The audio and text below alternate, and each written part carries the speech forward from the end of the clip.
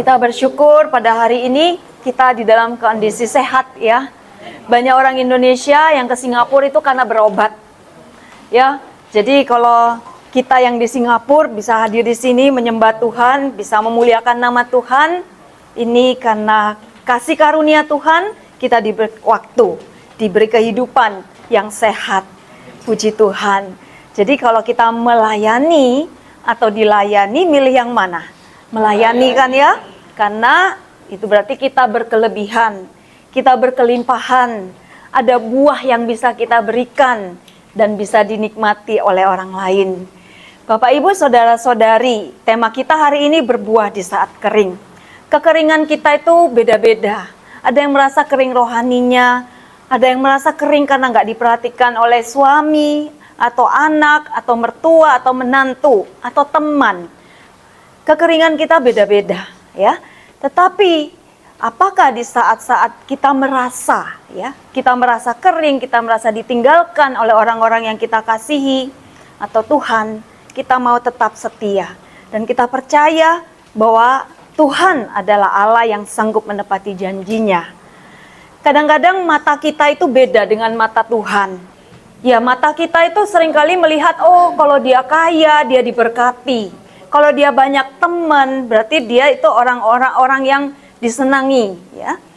Tapi Tuhan melihat hati, ya. Jadi kalau kering, kelihatannya hidup kita ini kok biasa-biasa aja, ya. Tapi kita itu rindu sekali kepada Tuhan untuk lebih baik, untuk menjadi seorang ibu yang baik, seorang mertua yang baik bagi menantu. Tapi sering disalahpahami, ya. Itu nggak usah khawatir ya. Kalau apa yang kita mau lakukan untuk orang lain itu tampaknya tuh sia-sia. Kadang-kadang kita pelayanan kok nggak kelihatan hasil ya. Kadang-kadang kita berbuat baik kok nggak ada buahnya ya. Kadang-kadang kita mau nolong orang lain malah orangnya tuh aji mumpung. Ya, apa boleh nggak usah digelapin? Ya, nyalain aja nggak apa-apa ya. Aji mumpung gitu. Wah, mumpung dia baik, saya minta aja terus sama dia gitu kan. Nah, kadang-kadang kita jadinya mikir nih, wah kalau jangan-jangan kalau aku berbuat baik, aku malah diambil keuntungannya terlalu banyak. Banyak hal-hal yang kita pikir, apa benar ya perbuatan baikku ini gitu. Jadi Tuhan lihat hati. Ya, sejauh kita memang tulus, kita mau berbuat walaupun nggak kelihatan nih hasilnya. Percayalah Tuhan itu menilai hati kita, ya. Jadi kita nggak perlu bingung dengan apa yang orang pikirkan atau orang responnya terhadap kita. Yang penting kita percaya bahwa Tuhan melihat hati. Nah, kalau kita mau tetap setia, maka kita akan melihat rencana Tuhan itu akan digenapi di dalam hidup kita. Bapak Ibu, saya sudah sering sharing ya, bahwa saya itu di awal perkawinan 5 tahun pertama itu neraka buat saya. Karena saya tidak mendapatkan apa yang saya mau. Jadi saya memang punya cita-cita itu ambisi untuk jadi wanita karir yang hebat tuh. Tapi karena saya menikah setelah lulus nggak sempat kerja, saya pikir nanti setelah kerja aja saya akan berkarir dan sekolah lagi, kuliah lagi. Tapi sama suami itu dicoret mentah-mentah tidak boleh ya. Dia bilang, ngapain kamu kerja sama orang, saya punya kerjaan sendiri. Tapi kerjaan suami saya itu tukang mebel. Jadi mempekerjakan para tukang. Dan saya merasa tidak cocok dengan ambisi atau cita-cita saya. Yang ingin berkarir di di kantor yang megah, bonafit begitu. Dan itu buat saya udah runtuh banget hidup saya. Langit seperti runtuh, hidup saya udah kayaknya kehilangan arah gitu. Tapi puji Tuhan, Tuhan menyelamatkan saya lewat firman-Nya, carilah hikmat yang dari Tuhan karena hikmat manusia sia-sia. Pada waktu itu saya bisa mengubah orientasi hidup saya, arah hidup saya yang tadinya pengen terkenal, pengen dianggap hebat sama orang-orang, dapat pengakuan, menjadi saya tahu bahwa hidup saya adalah untuk melakukan kehendak Tuhan lewat keluarga dan sesama. Nah, pada waktu itulah saya baru bisa mensyukuri perkawinan saya, bisa mensyukuri suami dan anak-anak saya. Nah, setelah itu memang giliran suami saya diproses juga, ada masa-masa kering panjang di dalam hubungan kami. Terus suami saya juga kehilangan banyak uangnya, dia taruh uangnya tuh di salah satu bank di Singapura, kemudian masuk di falas, lalu cepat sekali itu habis benar-benar habis.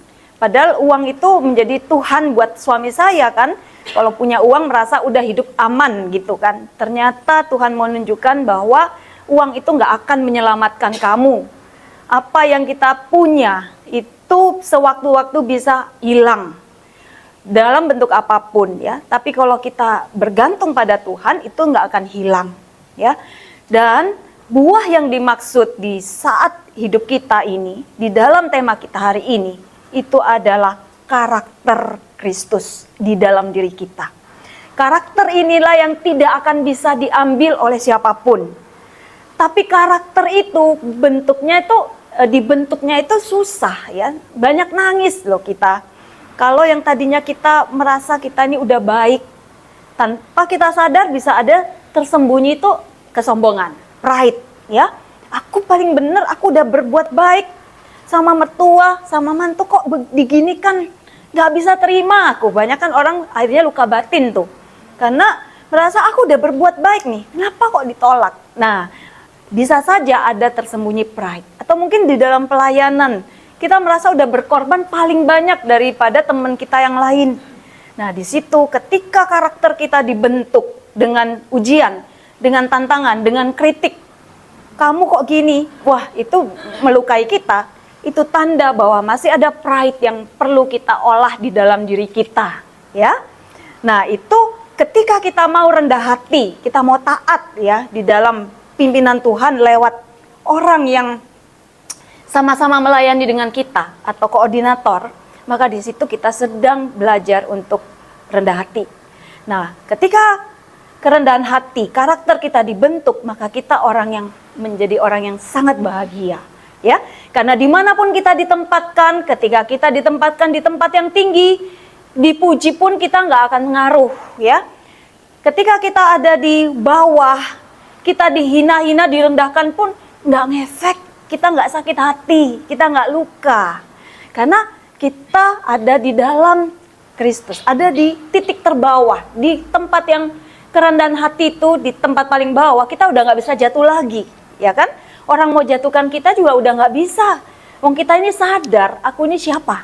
Aku ini adalah orang yang lemah, banyak dosa, banyak kekurangan, betul?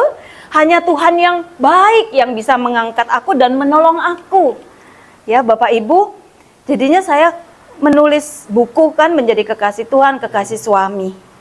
Ya saya sadar benar bahwa hidup saya ini hanya karena rahmat Tuhan. Saya ini siapa gitu kan. Saya tahu bahwa hidup perkawinan saya itu bukan wah spektakuler, banyak hal-hal yang hebat, atau saya ini orang baik. Saya tahu benar bahwa saya itu sama suami kadang kurang sabar. Kadang dalam hati itu masih sering ngomel. Nggak cocok omongannya, tapi saya diem aja, tapi dalam hati itu masih sering grundel. Gitu kan? Jadi saya itu senang sekali, tadi saya bilang tadi pagi kan, bangun tidak ada Tuhan, saya itu kepengen sekali bisa ngaku dosa gini kan. Sebelum pelayanan waktu di Indonesia tuh belum sempet. Kadang mau ngaku dosa itu malu, karena romonya hampir kenal semua. Saya 20 tahun lebih itu mengajar para frater. Jadi para muda-muda yang sekarang lulus itu biasanya mantan mahasiswa. Waduh malu deh, untung saya bersyukur banget bisa ke Singapura, bisa ngaku dosa di sini. Dan tadi tinggal satu-satunya slot. Ya, aduh saya bersyukur loh. Kalau kita minta sama Tuhan, Tuhan tuh dengerin loh. Tuhan saya pengen sekali ngaku dosa. Tadi diajakin Susan ini tempatnya situ. Waduh tinggal satu saya aja terakhir ditungguin. Tidak ada orang. Di dalam kamar pengakuan juga sudah kosong ternyata tadi. Itu kurang 5 menit ya sebelum misa novena. Akhirnya saya bersyukur sekali bisa mengaku dosa. Ya, Bapak Ibu saudara-saudari, ya saya udah ngomong banyak, tapi saya ya sedikit perkenalan aja nih. Suami saya, anak saya 29 dan 27 tahun. Kerjanya film sutradara, dua-dua kerjasama. Punya production house begitu ya. Kemudian ini saya waktu lulus doktor teologi tahun ini, Saya bersyukur, saya juga nggak pernah memikirkan bahwa akan menjadi perempuan pertama ternyata untuk teologi Katolik yang lulus dari Indonesia begitu. Dan beberapa pelayanan yang saya lakukan selama hampir 30 tahun. Ya, jadi saya mulai melayani tepatnya secara penuh itu tahun 94. Nah, sebelumnya yang melayanilah ngajar sekolah minggu dan seterusnya. Beberapa pelayanan yang saya lakukan dan juga sekarang menjadi Ketua Komisi Kerasulan Kitab Suci Regio Jawa maupun di Malang. Nah, Bapak Ibu, kalau kita mau ngukur buah kita, itu nggak usah dibanding-bandingkan. Dulu saya itu pernah iri sama salah satu temen yang udah lebih senior, usianya hampir kurang lebih beda 4 tahun mungkin sama saya. Kami sama-sama di komunitas, dia itu banyak sekali pelayanan, berkembang, sering dipanggil untuk mengajar. Saya itu masih lebih baru. Saya itu bilang, wah dia kok hebat ya, buahnya itu kelihatannya banyak gitu. Dalam doa itu kemudian saya bilang, aduh Tuhan aku juga kepengen seperti itu. Ya udah saya bawa dalam doa, saya kepengen gitu. Jadi Bapak Ibu iri itu boleh ya, tapi iri itu bukan untuk menjatuhkan orang, tetapi bagaimana kita termotivasi untuk belajar lebih baik. Ya, nah soal nanti Tuhan mau pakai apa, tergantung kesiapan. Jadi yang penting kita cuma belajar. Jadi waktu tahun 97 saya minta sama suami boleh nggak aku kuliah di Sekolah Tinggi Filsafat Teologi Widya Sasana Malang, tempatnya para frater itu kuliah untuk menjadi menjadi pastor, menjadi imam. Jadi setelah saya mengerti bahwa tujuan hidup saya itu adalah melakukan kehendak Tuhan lewat suami dan lewat keluarga dan sesama.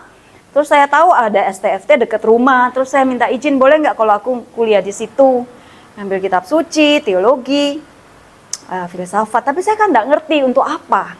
Pada waktu itu kan saya nggak ngerti juga bahwa kita ini bisa nanti menjadi pewarta, pengajar, saya nggak tahu. Tapi saya kuliah aja, saya belajar. Dan ternyata diberi kesempatan untuk memberi renungan di lingkungan, di kelompok kecil. Nah itu belajar gitu. Nah itu sampai sekarang saya masih belajar. Makanya tahun 2024 tuh saya ngambil selesai doktor teologi, sebenarnya 4,5 tahun ya. Itu dalam rangka supaya saya bisa melayani lebih baik ya. Saya sadar bahwa saya masih nggak ngerti banyak dan saya pengen terus belajar. Nah Bapak Ibu, kita lihat sekarang bagaimana sih, apa sih yang dimaksud dengan buah. Tadi saya udah ngomong buah itu karakter.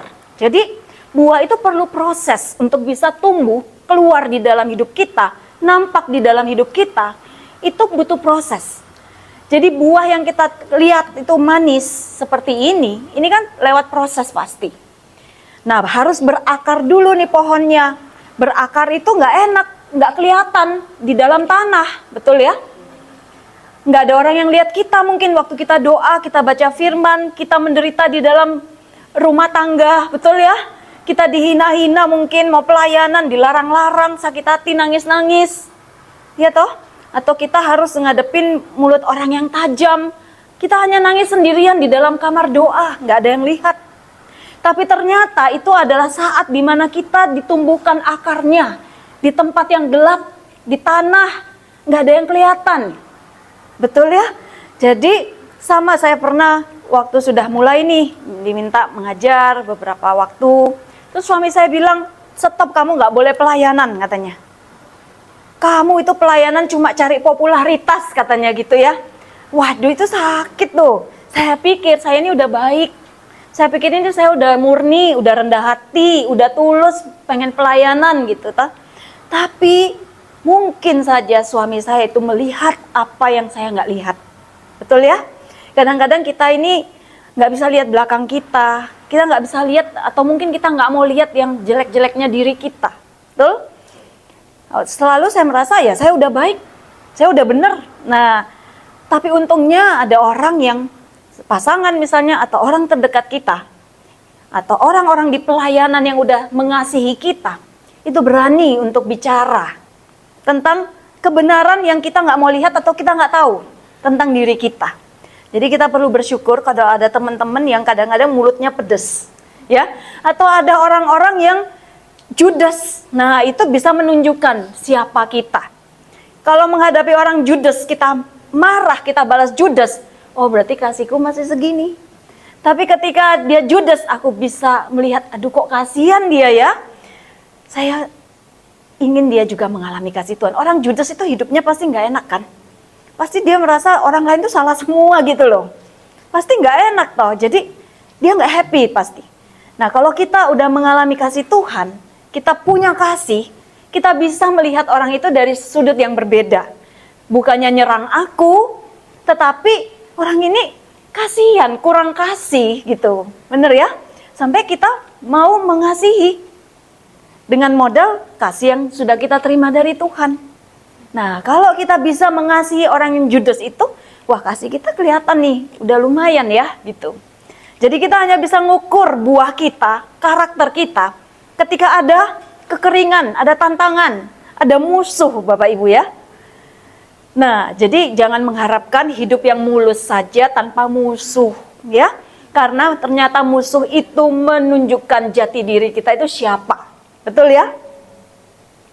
Nah, jadi pertama harus tumbuh dulu di tempat yang gelap, akarnya masuk dulu.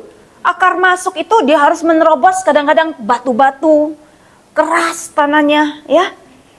Dia harus setelah itu baru tumbuh tuh batangnya, baru kelihatan mungkin ya. Tapi ternyata pelayanan kita kok masih biasa-biasa aja kayaknya. Kita mendoakan belum dijawab. Kita mendoakan orang sakit belum sembuh, ya kan? Tapi kita tetap mau menumbuhkan iman kita, batang kita itu kan harus terus ditumbuhin. Harapan kita kepada Tuhan. Ya ibaratnya kalau saya katakan iman itu seperti akar, kita walaupun gelap kita percaya ya, ini bakal hidup nih tanaman ini gitu ya. Iman saya akan tumbuh. Nah terus batang kita tetap berharap sama Tuhan. Berharap terus. Nanti pada waktu Tuhan lihat sudah waktunya nih. Ya. Kalau kecepatan dikabulkan doanya, kadang-kadang kita bisa sombong loh. Kita pikir, wah aku ini hebat. Doaku dikabulkan, ya. Kita pikir aku ini doanya udah sakti nih. Sampai setiap kali doa aku bisa lihat visi. Aku bisa mendengarkan audio gitu ya. Tapi jangan cari audio yang atau visual yang bisa kelihatan jelas kayak nonton TV ya. Itu malah bisa dipalsukan oleh si jahat. Itu mudah dipalsukan kata Yohanes Salib. Tapi kalau di dalam iman, kita betul-betul dalam suara yang sangat lembut, yang samar-samar, itu malah aman. Ya Bapak Ibu, jadi jangan cari penampakan yang hebat-hebat. Itu bisa mudah dipalsukan oleh si jahat. Si jahat bisa menyamar sebagai malaikat terang. Kalau kita mencarinya yang hebat-hebat, itu gampang ditipu.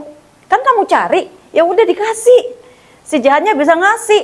Nah, tapi kalau kita punya iman, kita rendah hati, kita betul-betul mau ini, Tuhan itu bisa menumbuhkan kepekaan kita, ya. Harapan kita tumbuh sampai kita benar-benar dianggap nih kuat nih. Nah, buah itu akan muncul. Jadi buah itu nggak usah dikejar, dia adalah hasil dari proses. Kita mau bertahan nggak di saat yang sulit dalam hidup kita, ya? Maka nanti kelihatan ketika ada kasih, kita datang aja orang itu bisa sembuh, Bapak Ibu. Hatinya itu ngomong sebentar aja, lihat kita mukanya, misalnya kayak Mas Fransiskus ya, jutaan orang itu bisa melihat dia dan ayem, ya kan? Nah, itu salah satu contoh dan kita tuh menuju seperti itu, seperti karakter Kristus yang mengasihi, nggak menghakimi. Dan di situ kita akan bisa melihat bahwa kasih kita inilah memancar dan itulah buah yang sesungguhnya. Oke? Nah, lalu kenapa kita harus bertumbuh? Nanti kita lihat ya. Serta bagaimana kita akan bertumbuh, kita akan lihat selanjutnya. Nah, Bapak Ibu, saya ingin ajak kita melihat ke arah mana sih tujuan hidup rohani kita. Apa kita hanya muter-muter di sini aja, datang pede pulang terus dan seterusnya? Tidak seperti itu. Kita punya tujuan. Kita punya tujuan menjadi kudus. Ya, sekarang udah kudus, ya bisa jadi orang yang namanya kudus itu kan hanya Tuhan yang tahu hati kita kan. Ada orang yang kudus di luar sana mungkin nggak sempat pede, nggak sempat ke gereja banyak karena dia harus banting tulang. Kalau nggak demikian anaknya nggak makan misalnya. Bisa jadi. Jadi kita nggak punya hak untuk menghakimi mereka yang nggak ikut pede itu pasti imannya lebih rendah daripada kita. Nah, Jadi kalau kita melihat tahap perjalanan kita itu seperti ini kurang lebih. Pertama-tama kita dimurnikan, ya. Lalu seperti itu ada pencerahan, mulai kelihatan tuh ada buah-buah. Kita udah rajin untuk ikut PD, kita rajin bantu orang, kita mulai berbelas kasih kepada orang lain, ya. Kemudian tahap yang ketiga itu baru kita sungguh-sungguh stabil di dalam Tuhan. Ada buah-buah yang kelihatan jelas gitu dalam hidup kita. Ya, nah ini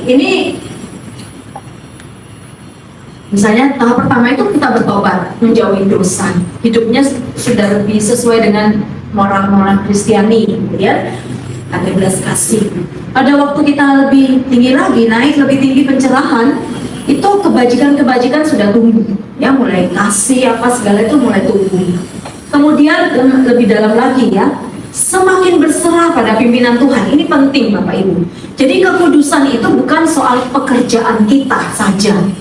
Kita memang mau, Tuhan aku mau, tapi kadang-kadang aku nggak mampu, benar ya? Kadang-kadang kita mau, tapi ngampuni itu susah Tuhan. Ngomongnya gampang, tapi susah untuk melakukan. Tapi ternyata Tuhan itu ngasih sesuatu atau perintah itu bukan yang tidak bisa kita lakukan. Dia nggak bilang kamu harus menyayangi musuh, tapi dia bilang mengasihi. Mendoakan itu mengasihi. Mengasihi menurut kamus modern, ya, cinta, teori cinta yang modern, ingin melihat kebaikan orang lain, itu cinta, ya. Jadi nggak harus kita ngajak musuh kita itu ngafe atau kirim dia makanan, enggak. Kirimin dia doa itu penting, ya. Mengasihi itu seperti itu. Jadi kita bisa mengasihi musuh kita dengan mendoakan dia. Tuhan, aku berdoa supaya mertuaku diampuni dosanya, ya, dilepaskan dari segala akibat dosa dan menerima damai sukacita sejahtera. Atau iparku misalnya, sebutkan aku mengampuni iparku karena apa? Itu supaya kita betul-betul melepaskan, dan aku berdoa supaya dia dilepaskan dari akibat dosa dan diberkati hidupnya, ia dan seluruh keturunannya. Nah, itu sudah melakukan mengampuni musuh, ya kan? Jadi nggak usah diukur dengan perasaan. Aduh, aku melihat dia masih jengkel, apakah aku ngampuni apa enggak? Nggak usah diukur pakai perasaan, ya. Tapi kalau kita udah bisa mendoakan begitu aja, aku ngampuni partnerku, atau aku ngampuni tetanggaku, atau iparku, atau keponakanku karena perbuatannya apa, dan aku berdoa supaya dia dilepaskan dari akibat dosa dan diberkati hidupnya, mengalami damai, itu sudah mengampuni Bapak Ibu. Doa berkat aja buat musuh, ya. Kalau mau ukuran perasaan itu repot, bener ya. Kadang lagi seneng bisa, lagi sumpah marah lagi, gitu. Bisa diukur pakai perasaan, ya. Iman juga bukan perasaan kok. Nah, setelah itu tahap kesatuan, ada sukacita lebih dalam, terus kita nggak takut lagi kalau ikut Tuhan nanti aku rugi. Hitung-hitungannya sama Tuhan itu sudah nggak ada hitung-hitung untuk rugi, ya. Kalau yang di tahap kedua itu masih hitung-hitung rugi. Yang ketiga itu sudah pasrah sama Tuhan. Tuhan, kau mau bawa aku kemana? Aku siap. Nah, karena dia sudah punya iman. Tuhan tidak punya rencana kecelakaan buat kita, tapi rencana damai sejahtera. Nah, jadi kalau kita udah percaya sama Tuhan, mau dibawa kemana aja kita tahu, nyampe-nya pasti damai sejahtera dan keselamatan. Ya, tapi masalahnya mungkin kita nggak ngerti kadang-kadang ini kehendak Tuhan atau kehendakku, ya. Ini jalan yang aku pilih udah benar apa enggak? Kadang-kadang kita nggak ngerti. Di sini pentingnya kita punya relasi yang kuat dan hati yang tulus. Kalaupun kita salah jalan, minta ampun sama Tuhan, kembali, ya. Jadi Bapak Ibu, yang penting kita nggak takut melangkah di dalam Tuhan. Niat kita baik, niat kita benar, ambil langkah, ya. Yang penting kita nggak mundur dari perjuangan iman kita. Nah, ini saya yang berikan gambaran, nanti kalau mau dijelaskan kan terlalu panjang, ya. Jadi menurut Teresa Avila, Yohanes Salz, Katerina Siena, Bernard de Clairvaux, dan Francis de Sales itu macam-macam, beda-beda. Tetapi semuanya bisa digolongkan ke dalam tiga ini. Tahap pemurnian, pencerahan, dan persatuan. Ini adalah tahap yang sangat umum di dalam spiritualitas atau mistik Kristiani, ya. Teresa Avila itu ada ruang-ruang, kita masih doanya suka ngomong, suka minta sama Tuhan.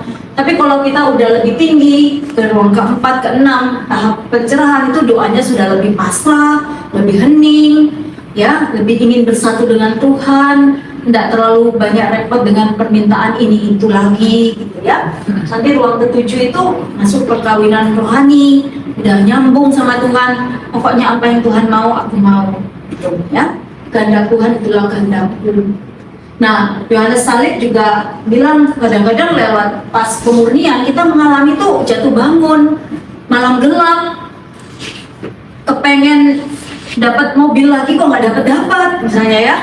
Kadang-kadang itu menjadi ujian buat kita. Apakah ini aku ikut Tuhan itu cari berkat jasmani, kekayaan, atau memang aku cari Tuhan? Kadang-kadang kalau pertama-tama orang baru bertobat, dia minta apa itu dikasih sama Tuhan karena dia masih lemah, ya. Dan cara Tuhan juga untuk memindahkan kita dari hidup yang lama, dari yang duniawi ke yang rohani. Itu caranya biasanya udah Tuhan ngasih kita banyak hiburan, doanya terjawab, sering nangis, lega banget kalau habis doa itu nangisnya selesai, lega. Nah, Tuhan baik, saya baca firman tuh ngerti semua, ya. Itu biasanya hiburan rohani di awal.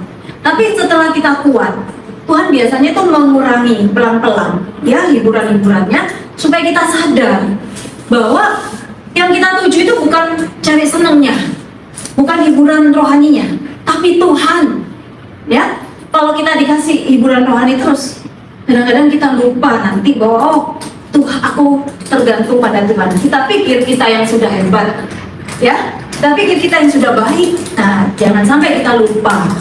Nah, nanti setelah itu ada perjuangan lanjut. Kita dilepaskan dari dosa-dosa kita, keserakahan, kesombongan, macam-macam. Proses Tuhan terus seumur hidup. Jadi Bapak Ibu, makanya kenapa kita harus bertahan di setiap saat hidup kita. Mau lagi susah, lagi senang, tetap percaya. Karena apa? Proses itu masih terus jalan sampai kita mati. Ya kan, kita semua mau masuk surga. Berarti kita semua mau jadi orang kudus. Ada santo, santa dari PDKKIHS, ya kan? Nah, memang itu tujuan kita. Tujuan kita bukan api pencucian. Jadi Bapak Ibu jangan di sini mentang-mentang di Katolik ada api penyucian, kita bilang udah aku di api penyucian aja. Jangan ya, nanti kalau meleset maksudnya sana. Tapi kalau di kita target surga, meleset-meleset masih. Nah, ya. Jadi nggak boleh target kita di dalam kekudusan, dalam hidup rohani itu jangan ngambil yang rendah, ambil yang tinggi, Bapak Ibu. Yohanes Salib bilang, sebesar apa yang kamu minta dari Tuhan, sebesar itu juga yang akan kamu dapat. Ya, benar. Kalau kita bawanya gelas yang kecil, ya air yang kita dapat ya segelas itu, betul? Tapi kalau bawanya ember atau 8 galon yang sebesar es krim yang besar itu dapat segitu. Demikian juga dalam hal rohani. Dalam karunia rohani, kita jangan hanya minta yang minimalis, merasa aku nggak layak. Ya memang kita nggak layak, sampai kapanpun kita nggak pernah layak. Tapi Tuhan itu adalah Allah yang murah hati, ya. Dia memberikan kepada orang yang haus. Nah, kepada orang yang haus. Nah, jadi, saya benar-benar dikasih. Saya juga pas haus. Saya belum minta, udah diberi. Terima kasih. Nah, jadi coba Anda perhatikan dari kalau nggak saya datanglah kepadaku mereka yang haus, datanglah letih lesu kemudian haus, ya. Ada orang yang haus akan diundang. Bacaan kalau malam Paskah itu apa ya? Aku kok lupa ya. Semua yang haus datang kepadaku, ya kan? Nah, jadi kalau kita haus akan kebenaran, kita haus akan firman Tuhan, itu syarat untuk kita mengenal Tuhan, ya. Dan kita diundang oleh Tuhan kalau kita haus. Kalau saya udah cukup, saya udah penuh, saya udah tutup botolnya, nggak bisa Tuhan ngasih kita. Tuhan menghargai kebebasan kita, ya. Nah, jadi, Katerina Siena punya gambaran tahap pemurnian itu kayak kita memeluk kaki Tuhan. tahap pencerahan itu kita sudah di sampingnya Tuhan, ya, merenungkan luka Kristus. Tapi ke tahap persatuan kita mencium Kristus, ya. Nah, macam-macam. Bernard de Clairvaux mengatakan kemudian itu kita masih kuadrati, ya, masih kuadrati. Kalau teman saya baik, saya mau pelayanan, ya. Kalau di sana makannya enak, saya mau datang. Nah, itu masih kuadrati. Terus kalau yang tahap pencerahan ya itu masih ini, masih hitung-hitungan juga. Tapi kalau sudah persatuan seperti tanpa syarat lagi dengan Tuhan. Francis de Sales juga bilang pemurnian itu berpaling dari dosa, melepaskan dosa. Pencerahan sudah mulai sabar, ada detachment. Kita nggak melekat lagi. Mau tempat tidurnya enak nggak enak. Saya beberapa kali pelayanan Flores masuk ke stasi. Saya belum bisa sih tidur di tempatnya mereka. Saya masih kembali ke hotel. Terus nanti pelayanan 4 jam lagi masuk ke pedalaman, memberikan retret. Nah, kalau Bapak Ibu ada yang mau, ayo kita ke sana, ya. Di sana itu kita bisa melihat, ya, bahwa mereka itu sangat rindu. Karena kadang-kadang yang di gunung itu 4 bulan sekali baru bisa dapat ekaristi. Padahal mereka itu sangat rindu. Karena nggak ada pastor yang bisa menjangkau ke tempat-tempat itu setiap minggu. Saking wilayahnya itu luas dan sulit. Jadi kita beruntung di sini, sangat diberkati dengan fasilitas rohani, ya. Nah, seperti itu, ya. Jadi gua itu tadi saya udah katakan karakter, ya. Nah, kalau karakter kita baik, keluarga kita nyaman, orang di sekitar kita oke, pekerjaan kita berhasil, ya kan? Karakter Kristus ini didahului tadi pertobatannya udah jelas. Contoh buahnya apa aja? Menyelesaikan pekerjaan dari Tuhan, tidak setengah-setengah, punya komitmen, setia. Dikasih Tuhan tugas, Tuhan itu nggak ngasih kita tugas dalam mimpi kan? Enggak kan? Tuhan nggak kasih tugas tiba-tiba ngomong sama kita, tapi lewat teman kita, ya kan? Meminta kita untuk WL, untuk ngajar, untuk sharing, betul? Jadi Tuhan tuh memakai orang di sekitar kita. Jadi kalau kita mau taat kepada orang lain, sebenarnya kita sedang dibentuk juga oleh Tuhan melalui mereka, ya. Nah, membuat keputusan bijaksana. Lama-lama kalau kita udah sering nih melayani, kita sering mengikis ego kita mau lakukan apa yang Tuhan mau. Lama-lama kita itu jadi lebih mudah, lebih enteng, lebih sejalan untuk ikut Tuhan. Tidak lagi terasa berat, betul? Nah, bertahan dalam godaan juga kita diberi kekuatan karena kita tahu Tuhan itu lebih menarik. Berkat Tuhan itu jauh melampaui apapun yang aku butuhkan. Betul? Tuhan aja cukup, kata Teresa Avila. Kalau aku udah mengenal kasih Tuhan, mau orang mencibir, mau aku kekurangan materi dibandingkan yang lain, di sini pasti nggak ada yang nggak bisa makan, betul? Paling kita merasa kurang apa? Kurang bisa beli tas Bradley, ya kan? Kurang bisa punya mobil mewah, ya? Punyanya Pak mobil satu ini yang mereknya itu ya merek umum banget. Tapi ternyata Pak Francisco juga pakai mobil yang dipakai kebanyakan orang, ya? Nggak harus menonjol. Itu nggak lagi menjadi kebutuhan kita menonjol. Karena kita tahu bukan itu yang akan menyelamatkan dan bukan itu yang membahagiakan saya. Tapi ketika saya tahu kebenaran, ketika hidup saya berbuah berarti bisa menolong orang lain, di situ ada sukacita, ya kan? Kita tahu itu benar. Jadi itu ada kemajuan rohani, buah roh itu muncul, ya. Nah, kita punya kekuatan untuk menanggung hari demi hari hidup kita. Karena kita punya pengharapan. Kita tahu bahwa kesusahan hari ini cukup hari ini. Besok pasti ada berkat yang baru dari Tuhan. Bapak Ibu, saudara-saudari, awal tahun ini suami saya kan check up rutin sebenarnya, tapi dia kan memang ada penyumbatan di pembuluh jantung. Jadi check up. Nah, pada waktu check up itu disuruh oleh dokternya sekalian periksa paru-paru. Pada waktu diperiksa paru-paru itu kami kaget sekali. Ternyata ada massa tumor memenuhi 2/3 paru-paru kiri. Kaget sekali. Suami saya juga kaget. Luar biasa, udah lemes banget kita. Akhirnya sudah itu lewat PET scan segala sudah kelihatan jelas. Nah, sama dokter itu melalui beberapa dokter juga disuruh minum obat kemoterapi. Walaupun hasil biopsinya belum jelas apakah itu CA atau bukan. Tapi karena obat kemo itu kan banyak resiko, bisa perdarahan, sariawan di mulut, bibir pecah, kuku kering, terus suami saya nggak mau. Akhirnya memang kami tuh berdoa tiap malam, tumpang tangan, saya tumpang tangan, terus minta doa kepada para romo, Romo Yohanes, para suster, minta didoakan. Nah sambil terus harus proses, ada salah satu dokter yang juga bilang nanti tunggu kita observasi lagi. Terus biopsi kedua kali, dokter lain itu minta biopsi lagi.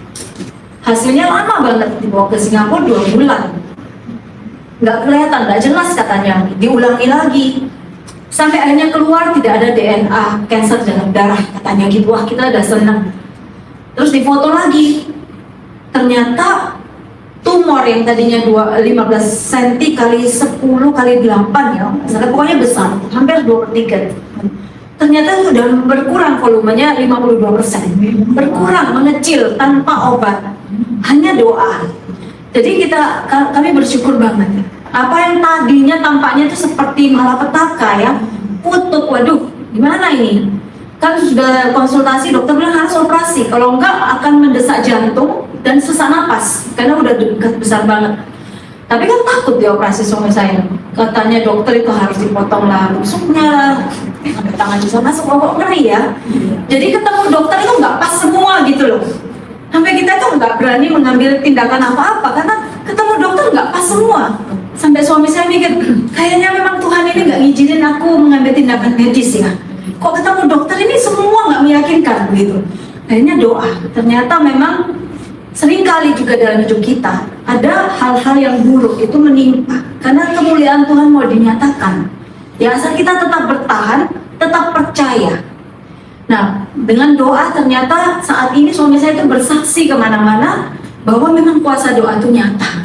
Ya, jadi apa yang kita anggap sebagai kesialan orang yang sudah ikut Tuhan, kadang-kadang kan kita pikir wah ikut Tuhan kok banyak masalah ya. Itu biasanya juga adalah cara Tuhan memang untuk memproses kita, memulihkan motivasi, dan juga bisa untuk menunjukkan pekerjaan Tuhan melalui hal-hal yang mustahil dalam hidup kita, ya. Nah, jadi kita punya kekuatan dan iman di situ baru bertumbuh. Kalau nggak ada hal-hal yang di luar kemampuan kita, iman kita nggak akan tumbuh, Bapak Ibu. Ketika saya datang ke sini, saya ini takut apa yang saya sampaikan nanti nggak sesuai dengan kebutuhan. Saya nggak pernah tahu Bapak Ibu itu punya masalah apa, kebutuhan apa. Saya hanya melangkah di dalam iman kan, betul-betul berserah pada Tuhan. Makanya Bapak Ibu kalau disuruh pelayanan yang nggak jelas hasilnya, layani Tuhan. Di situ iman kita bekerja. Tuhan bilang pergi, aku akan sertai. Melangkah pergi dulu, baru kita bisa melihat penyertaan Tuhan. Kita nggak akan pernah lihat penyertaan Tuhan, kita nggak akan pernah lihat iman kita kalau kita belum ada kejadian, betul ya? Disuruh mendoakan orang yang sakit kanker stadium 5, Bapak Ibu. 5 nggak ada, yang 4 ya Pak Ibu. Stadium 5 itu misalnya kankernya udah kelihatan gini, supaya hilang. Bapak bagaimana? Mau doakan? Mau ya? Karena kan biasanya ditanyain mau sembuh atau lewat aja. Biasanya minta sembuh Pak. Nah, jadi kalau doakan doa penyembuhan batin biasanya kita oke lah, berani lah ya, nggak kelihatan langsung kan. Tapi kalau lumpuh berjalan buta melihat, di situ butuh apa? Iman. Kita mau nggak bekerja itu? Nah, makanya kita minta sama Tuhan spesifik. Minta Tuhan, aku mau berdoa. Aku berdoa Tuhan berikan aku karunia ketika orang yang sakit kanker stadium 4 bisa sembuh, lumpuh bisa berjalan. Nah, ketika doa spesifik itu dan kenyataan ada orang datang kepada Bapak minta disembuhkan, padahal Bapak udah berdoa 2 bulan supaya diberi karunia penyembuhan orang lumpuh bisa berjalan. Terus orang lumpuhnya datang, Bapak merasa apa? Ini jawaban doa, betul? Ya. Dan siap mendoakan.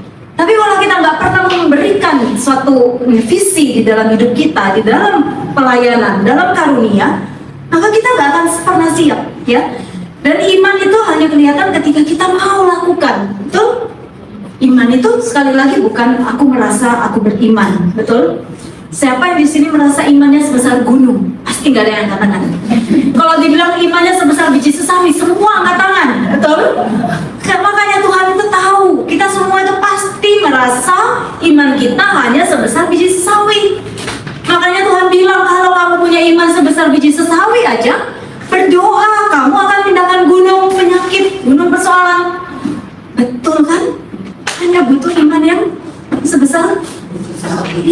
kita yang sering balik sendiri. Saya pengen sebesar gunung untuk mindahin biji sesawi. Ya kan? Biasanya gitu. Kita pengen dari mana kita tahu iman kita sebesar gunung itu? Oh, kalau saya merasa mantap. Kapan mantapnya? Nggak pernah Bapak Ibu. Kalau dibilang nggak usah pelayanan, iya saya nggak usah aja lah, daripada ada resiko. Saya diketawain orang, udah doain nggak jadi apa-apa. Nah, saya malu nih, udah tim PD, udah 10 tahun. Masa doain kok sakit? Tetap sakit. Nah, itu yang kita takut. Berarti kita sedang memikirkan apa? Reputasi kita sendiri. Bener ya? Kita hanya mikirin reputasi. Betul? Kalau kita mikir punya kasih, kita nggak mikir reputasi. Coba kalau yang sakit itu anak kita atau kita sendiri, kita mau nggak didoakan? Betul ya? Didoakan siapa aja pasti mau loh. Kalau udah betul-betul udah kanker stadium 4 gitu.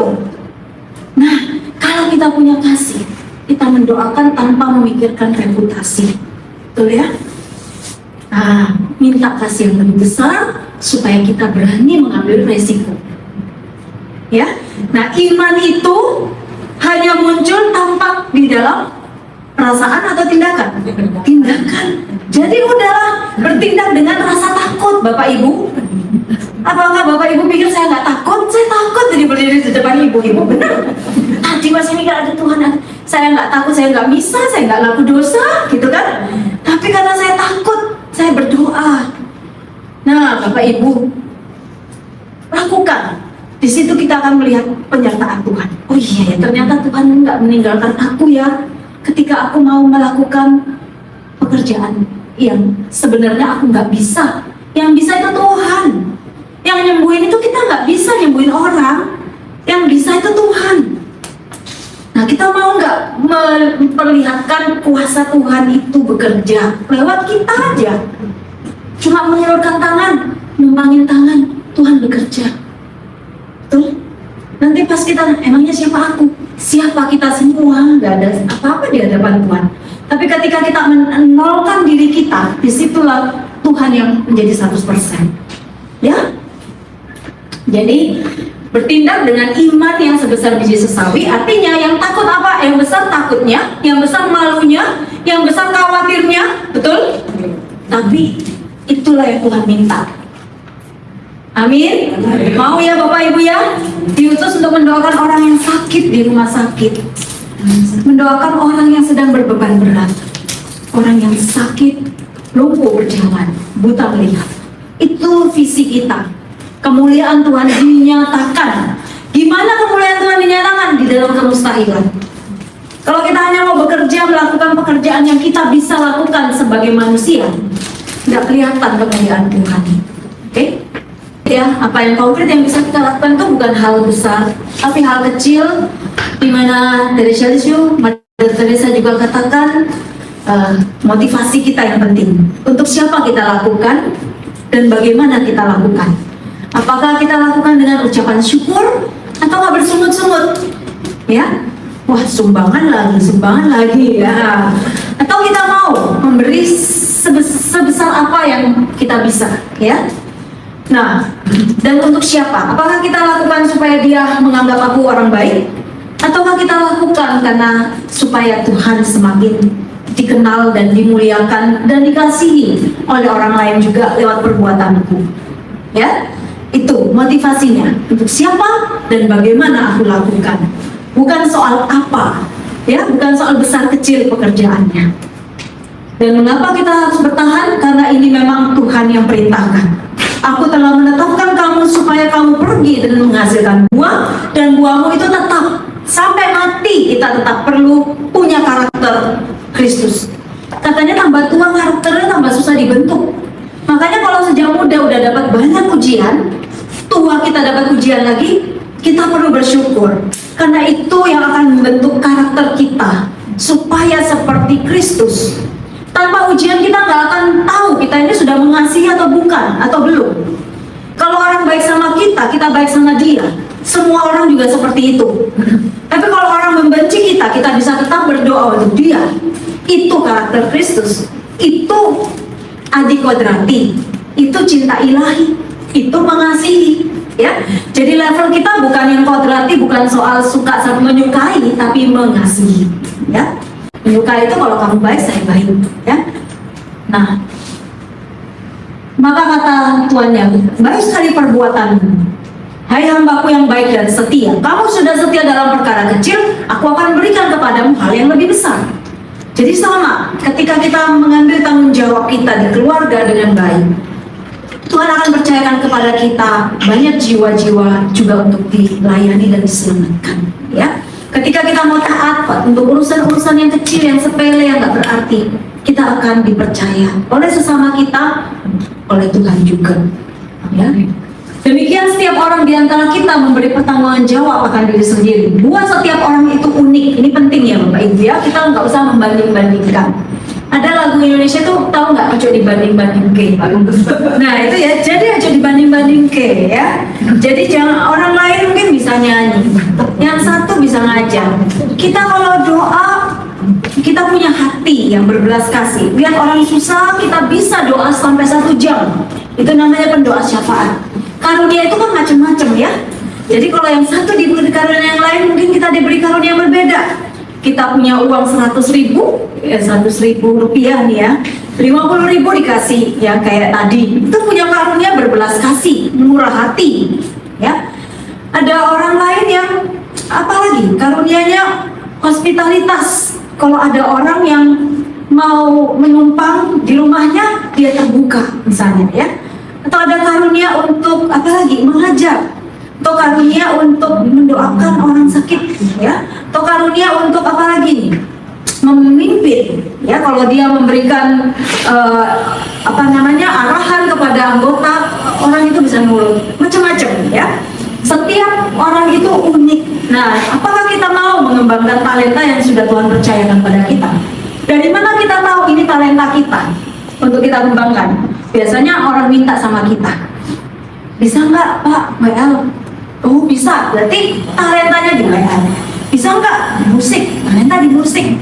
Dan kita suka, kita mau lakukan itu dengan murah hati, tidak terbeban, nggak ngomel terus gitu. Ngomel sekali-sekali nggak apa-apa, ya. Nah jadi kadang-kadang capek, nggak dihargai, masih ngomel, oke lah, manusiawi ya. Tapi nggak ngomel terus. Nah terus nggak ada sukacita untuk belajar. Saya pengen lebih baik lagi, belajar. Itu tandanya kita diberi karunia itu, ya. Ada tantangan itu kita hadapi dan semangat untuk mengatasi. Berarti itu panggilan kita, ya.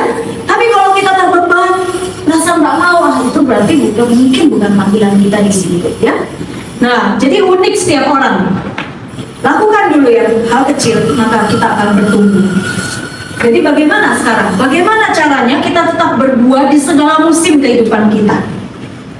Ya. Dikatakan orang benar akan bertunas seperti pohon kurma, dan tumbuh subur. Mereka yang ditanam di bait Tuhan bertunas di belakang Allah. Masa tua pun masih berbuah. Orang benar. Jadi orang benar itu bagaimana sih? Ya, orang benar itu yang melakukan kebenaran, ya kan? Firman Tuhan itu pedoman kebenaran, ajaran gereja, magisterium, katekismus.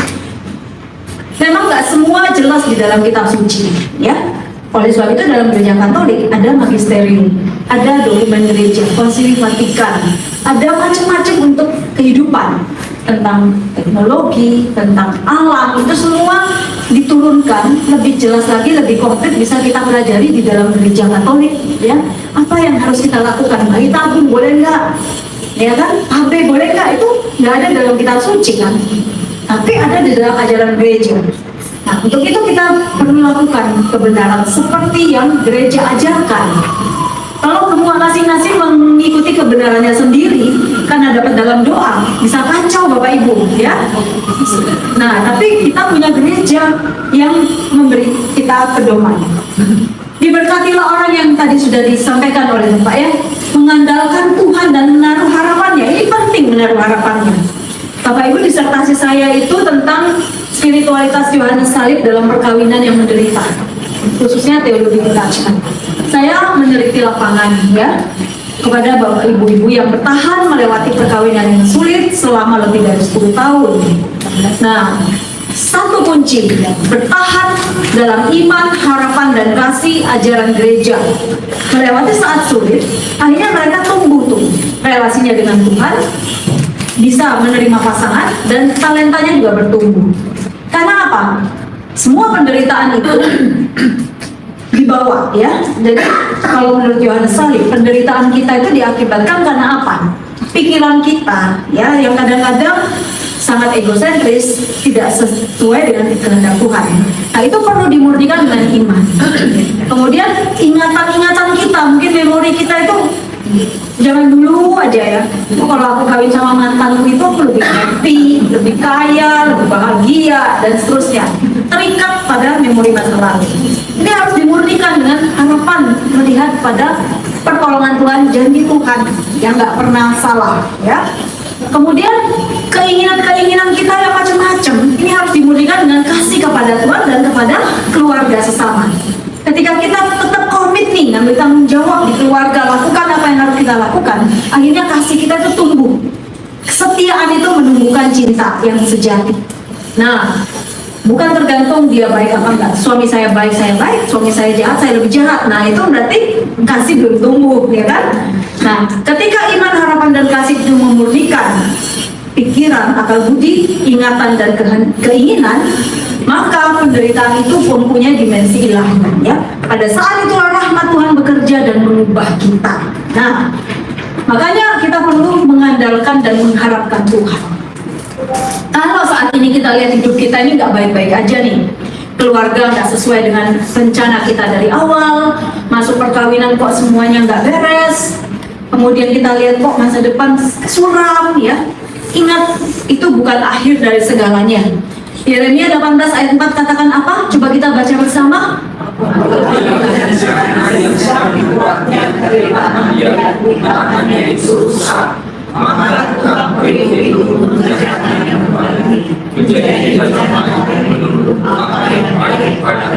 Ya, jadi Tuhan itu adalah ahli untuk memberikan awal yang baru, ya.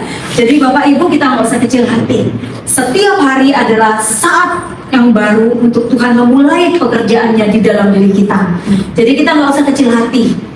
Tuhan selalu punya yang terbaik untuk kita.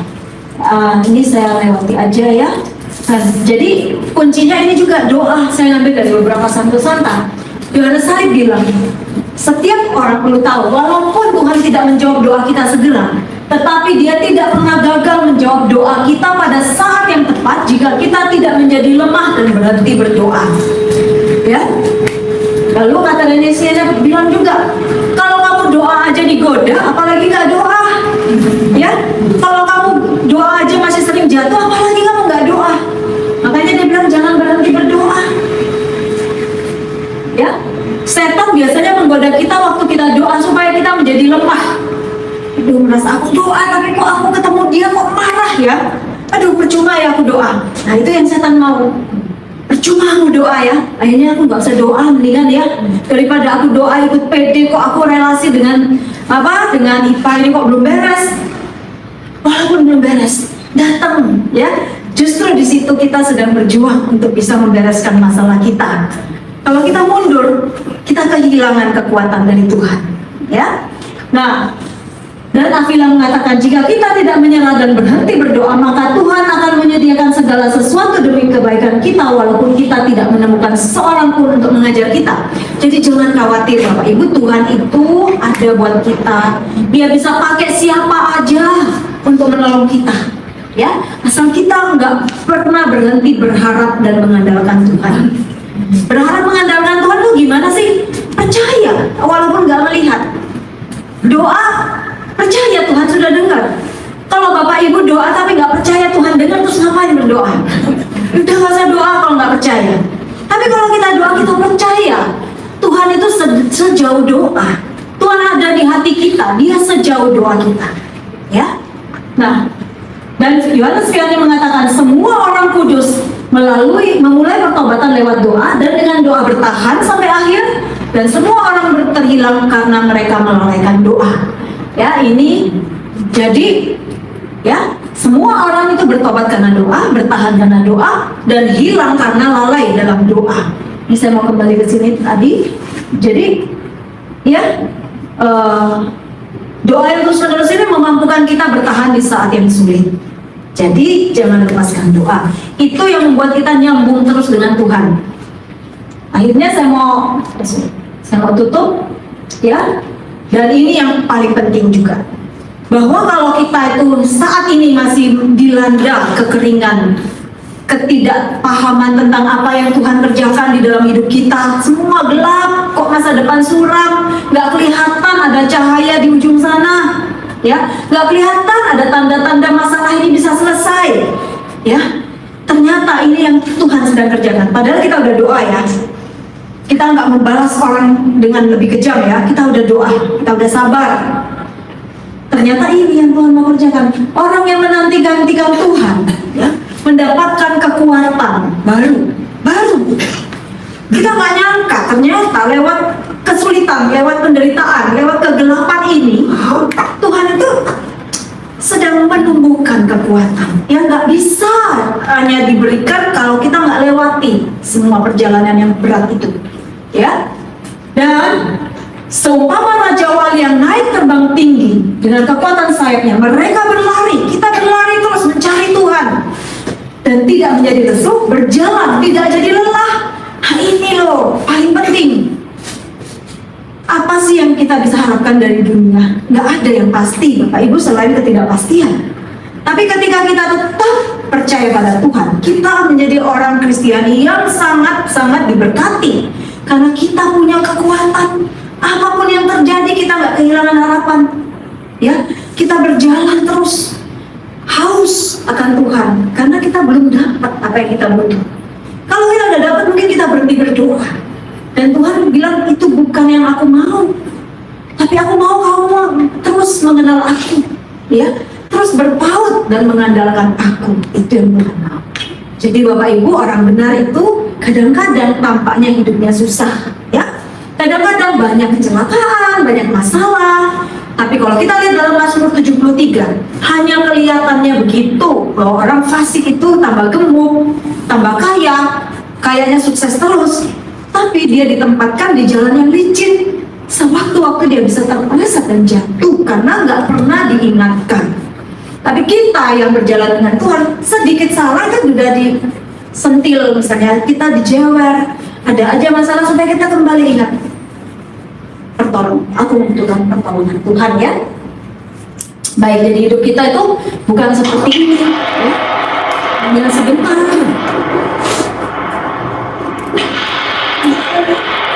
Ya, seperti kembang api, ya, menyala sebentar, tapi hanya beberapa detik. Kita nggak mau hidup seperti ini. Kita mau bertahan sampai akhir, ya. Oleh sebab itu kita perlu berjalan bersama. Kita perlu teman-teman. Ibaratnya kita mau pergi ke satu tempat nih, mau ke Johor misalnya, ya, naik mobil, punya teman seperjalanan, itulah teman-teman komunitas kita, teman-teman PD kita. Ada yang bawa makanan, ada yang bawa minum, ada yang ngajak kita ngobrol supaya nyetir nggak ngantuk, ya. Kemudian apa? Ada peta, ada Google Maps, itu apa? Aturan-aturan yang harus kita taati di dalam gereja, di dalam PD kita. Nggak bisa seenaknya aja, aku mau pelayanan tapi aku nggak mau doa misalnya. Nah itu nggak sesuai dengan Google Maps, nggak nyampe ke tujuan. Jadi ada aturan-aturan, ada statuta, ada Injil, ada pedoman gereja. Itu adalah syarat untuk kita sampai pada tujuan, ya. Jadi kita nggak hanya mau happy-happy, tapi ujungnya Tuhan, aku nggak kenal kami. Tuhan, aku sedang pelayanan, aku sedang musim setan, aku sedang membuat. Aku nyala engkau si pembuat kejahatan. Karena ternyata kita cuma cari hiburan doang di sini, ya. Kalau ada yang nggak beres, kita malah menghakimi. Nah itu kan berarti kita tidak melakukan apa yang Tuhan mau.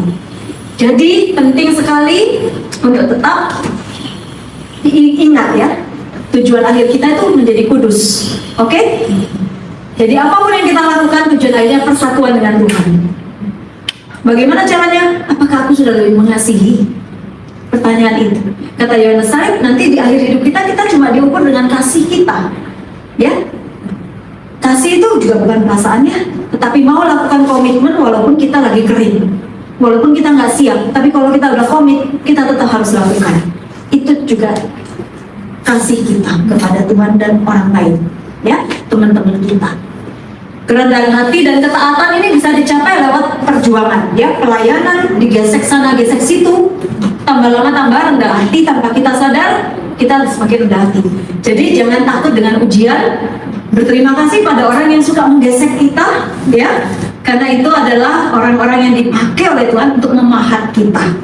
Ditempatkan sebagai seniman patung, seniman yang memahat kita semakin indah sesuai rencana Tuhan, ya. Dan akhirnya apa yang kita doakan kita lakukan, kontemplasi dan aksi. Katanya Bernadette Clairvaux, Martha dan Maria itu jadi satu di dalam diri kita. Kita sibuk pelayanan tapi kita juga berdoa. Oke? Ini jangan dihilangkan, dua-dua perlu. Kalau doa terus itu seperti naik gunung Tabor nggak mau turun. Ada Tuhan bilang sama muridnya, kamu jangan di sini, turun. Setelah kamu dapat makanan, turun bagikan. Oke? Setuju Bapak Ibu? Bagikan di lingkungan keluarga kita, pekerjaan, dan tempat kita. Ambil satu langkah, ya. Apa yang bisa kita lakukan, lakukanlah. Cinta dan kesetiaan menjamin kita berpuas sampai akhir.